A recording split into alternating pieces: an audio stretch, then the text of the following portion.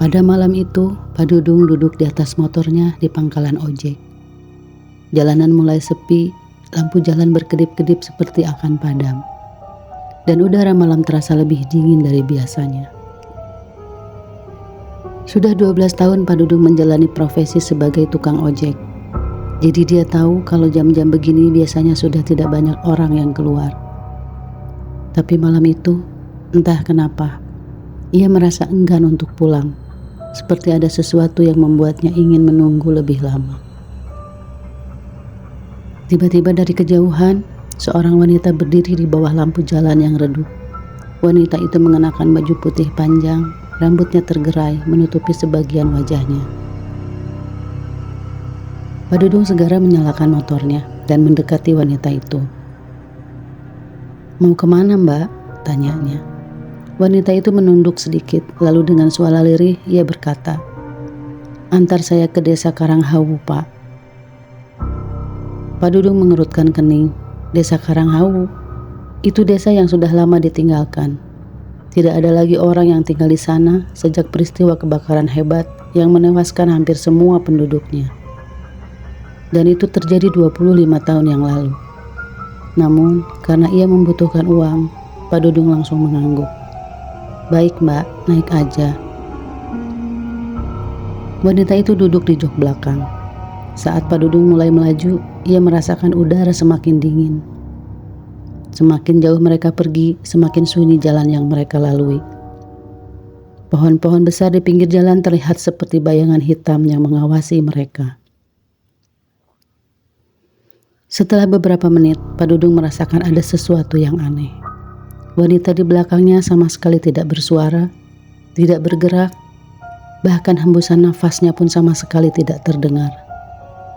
Pak Dudung melirik ke spion, jantungnya hampir saja berhenti. Wanita itu masih ada di belakangnya, tapi wajahnya berubah pucat. Dengan mata kosong menatapnya, bibirnya membiru dan rambutnya terlihat seperti melayang-layang tanpa tertiup angin. Pak Dudung menelan ludah. Keringat dingin mulai mengalir di pelipisnya. Ia ingin berhenti, ingin menurunkan wanita itu dan segera kabur. Tapi entah kenapa tangannya mendadak kaku. Seperti tidak bisa mengendalikan motornya sendiri. Jalan yang mereka lalui semakin gelap. Tidak ada satupun rumah atau lampu di sekitar mereka. Hanya ada pepohonan tinggi yang bergoyang tertiup angin. Tiba-tiba wanita itu berbicara dengan suara pelan. "Pak, sudah hampir sampai." Suara itu membuat bulu kuduk Pak Dudung berdiri. Itu bukan suara manusia biasa. Suaranya terdengar seperti bisikan di dalam tanah. Suara yang sudah lama mati. Motor Pak Dudung tiba-tiba berhenti sendiri. Saat ia menoleh ke belakang, wanita itu sudah tidak ada. Pak Dudung merinding, lututnya lemas. Ia melihat sekeliling. Mereka sudah sampai di gerbang desa Karanghawu.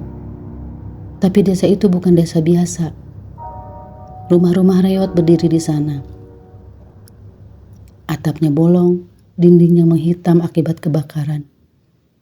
Tapi yang membuat Pak Dudung hampir pingsan adalah sosok-sosok yang berdiri di depan rumah-rumah itu.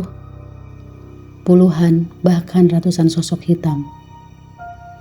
Mereka memiliki mata merah menyala, tubuhnya hangus seperti habis terbakar, dan mereka semua menatap Pak Dudung dengan tatapan kosong. Di tengah kerumunan itu, wanita yang tadi dia antar berdiri dengan senyum menyeramkan. "Terima kasih sudah mengantar saya pulang, Pak." Suara itu bergema di telinga Pak Dudung. Tiba-tiba, para sosok itu bergerak mendekatinya. Mereka berjalan pelan, tetapi setiap langkah yang mereka ambil membuat udara semakin dingin dan berat. Pak Dudung mencoba menyalakan motornya, tapi mesinnya mati total. Tangannya gemetar dan nafasnya tersengal. Salah satu dari sosok itu mulai merangkak mendekatinya. Wajahnya hancur, bola mata yang hampir keluar dari rongganya. Pak Dudung ingin berteriak, namun suaranya tertahan. Tepat saat sosok itu hendak menyentuhnya. Pak Dudung terbangun, ia jatuh dari motornya. Nafasnya memburu. ia menoleh ke sekeliling. Ia masih di pangkalan ojek. Tidak ada desa angker, tidak ada sosok menyeramkan, dan tidak ada wanita berbaju putih. Namun saat itu, ia melihat motornya. Ada sesuatu yang membuat darahnya membeku. Jok belakang motornya basah. Bukan basah karena air hujan, tapi oleh bercak tanah hitam seperti abu bekas kebakaran.